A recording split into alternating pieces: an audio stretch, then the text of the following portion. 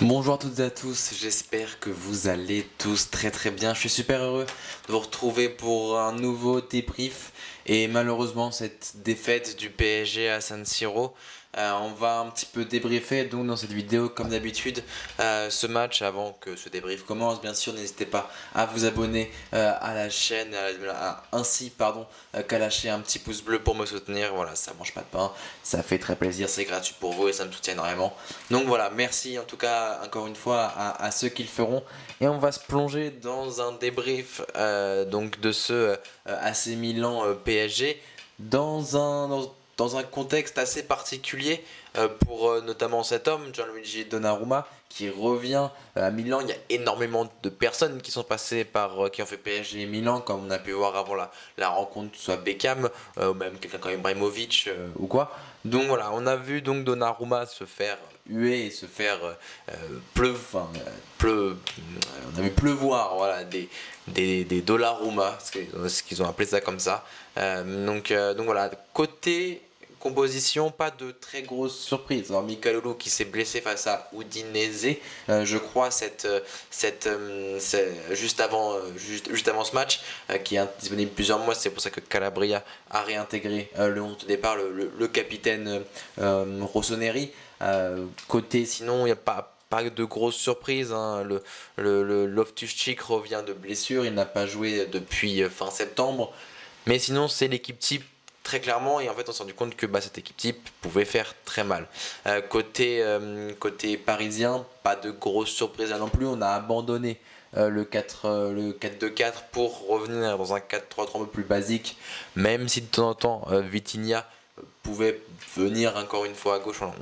On l'a vu plusieurs fois pendant ce match, mais sinon voilà, pas de grosses surprises pour les Parisiens, côté parisien. Et ce match va débuter assez rapidement. Alors, pardon pour la qualité, hein, ça reviendra juste après. Voilà, c'est déjà un petit peu mieux. Ce match a pourtant plutôt bien commencé pour les Parisiens. Hein. C'est un match qui a commencé avec beaucoup de tension, dans ce sens où. Tension. D'impact physique, voilà, c'est ça.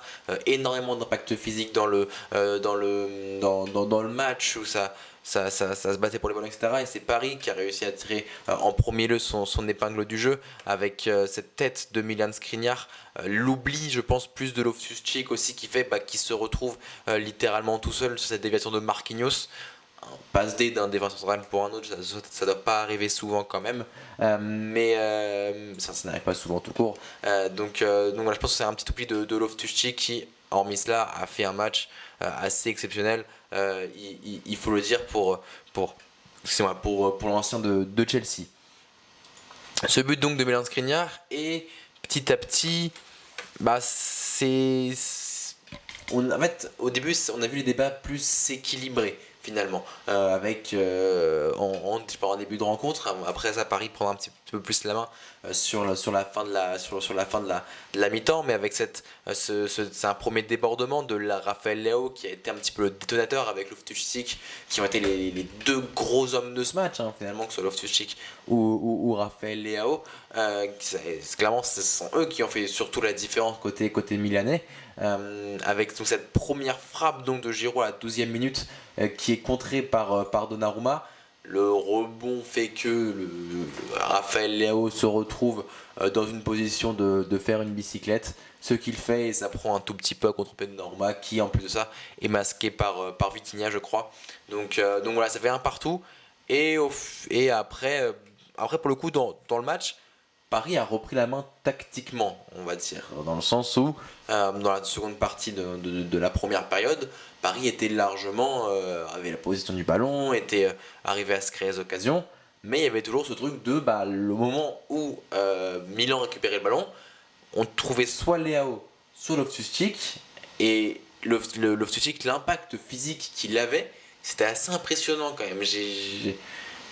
Je pense que vraiment c'est une des énormes performances de ce début de saison, même toute compétition confondue en fait, parce que Loftus-Cheek était clairement au-dessus. On l'a vu, il a mangé, pardon de le dire, le milieu de terrain parisien. Hein. On n'a pas beaucoup vu le deuxième milieu de terrain, Reijnders, qui a été aussi bon, mais Loftus-Cheek occupait tellement de place dans ce milieu rossoneri que finalement on l'a pas beaucoup vu pour le coup. Et Loftus-Cheek a été au-dessus de Zaire Emery, d'Ugarte, Ugarte que j'ai trouvé beaucoup moins tranchant dans ce match. Je sais pas ce que vous en pensez, mais j'ai trouvé vraiment Ugarte beaucoup moins tranchant, allant vers le ballon, allant chercher le ballon. Voilà, j'ai moins trouvé ce petit truc qu'on voyait souvent avant chez Ugarte. Alors, là, on va un petit peu discuter sur ce but. Parce que, en fait, je suis à la fois d'accord et pas d'accord avec l'arbitre. C'est assez bizarre, je sais. Pour remettre en contexte, un premier centre de Calabria, il y a un contact entre, pas énorme non plus, mais il y a un contact entre Léao qui rate la reprise de ballon et le pied d'Achraf Hakimi. Hakimi, vous allez le voir ici, se met au sol, mais. Enfin, Léao et Hakimi se mettent au sol, mais l'arbitre fait signe de continuer à jouer.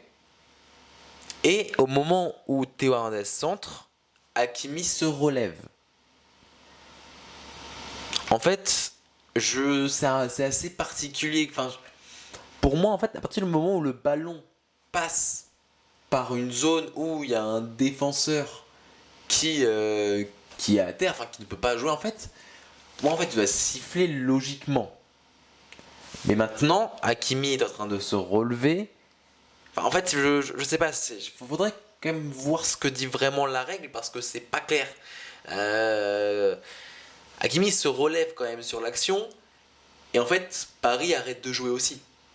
C'est ça en fait, c'est ça moi qui m'énerve avec le football actuel plus aussi, c'est que on s'arrête de jouer, on a, je trouve ça bête en fait. Tu t'arrêtes pas de jouer, tu fais preuve de professionnalisme.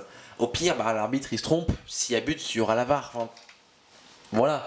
Et c'est ça, moi, qui me gêne aussi côté parisien, et là où j'ai été d'accord avec Dominique Armand sur le bord du terrain pour Canal+, c'est que bah, vraiment, Paris ne doit pas s'arrêter de jouer. Et dans tous les cas, sur le but là donc de Giroud, enfin, vous voyez, hein, Hakimi est complètement relevé. Cette tête magnifique de Giroud qui a un tempo magnifique, un timing, pardon, pas un tempo, un timing, excusez-moi, c'est la fatigue, magnifique. Bah, Skriniar se fait bouffer aussi. Enfin, Hakimi n'a pas réellement d'impact sur le centre et sur le jeu directement. Maintenant, c'est vrai qu'on peut peut-être considérer que bah, il est à terre et il y a deux joueurs à terre dans une zone où le ballon risque d'arriver. Donc, voilà, c'est assez particulier pour le coup. Et donc, ce but de Giroud a noté quand même que Dembélé a fait un plutôt bon match. Même si, par contre, Dembélé, moi, un truc. Il a glissé, je pense. C'est pas des crampons qu'il avait, Dembélé. J'avoue que j'arrive pas bien à saisir pour Dembélé parce que bah, il avait.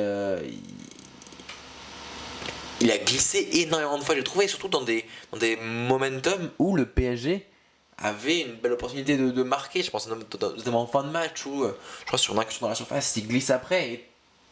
Enfin. Je sais pas, j'avoue que j'ai un petit peu de mal à comprendre là-dessus. Mais voilà, après, côté parisien, en fait, les habitants, pour moi, ils ont été absents.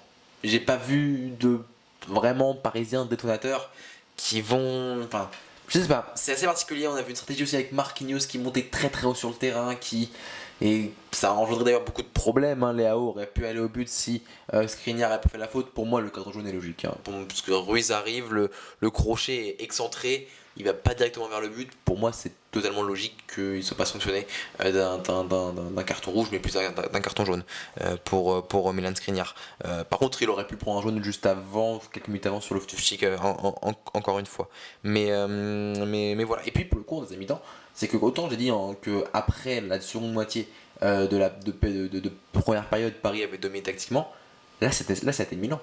Milan a complètement, pour moi, en fin de match, Paris a poussé, c'est normal, ils sont rentrés avec presque 5 attaquants à la fin, et Milan subissait, et encore.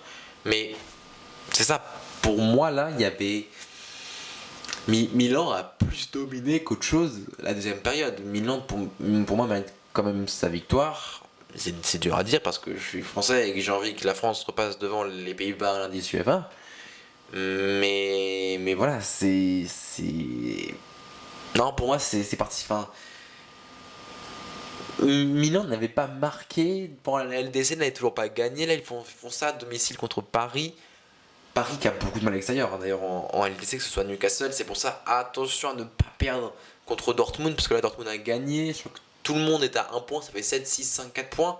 Donc Paris, en cas de défaite contre Dortmund, et si Milan gagne contre Newcastle, ce qui est possible, ah bah là, ça. Là, Paris se retrouverait dernier de son groupe. Et tout se jouerait lors de la dernière journée. Et ça pourrait être très compliqué. Mais bref, on va pas commencer à faire de film maintenant ou de scénario. Mais là, Paris est en danger. Paris est vraiment en danger contre le Borussia Dortmund. Il va falloir s'imposer à l'extérieur où Paris a beaucoup de mal. Et ils ont pas bon souvenir de Dortmund la dernière fois qu'ils étaient allés. Je vous rappelle, ils ont perdu 2-1 avec un doublé d'Haaland notamment. Mais Haaland n'est plus là maintenant. Normalement, j'espère en tout cas pour Paris que ça ira. Voilà, écoutez, c'était tout pour ce petit débrief. J'espère qu'il vous aura plu. Encore une fois, n'hésitez pas à mettre un pouce bleu, à vous abonner à cette chaîne si ça vous a plu. Merci à tous ceux qui le feront. Prenez soin de vous et de vos proches. C'était tout. C'était Marc.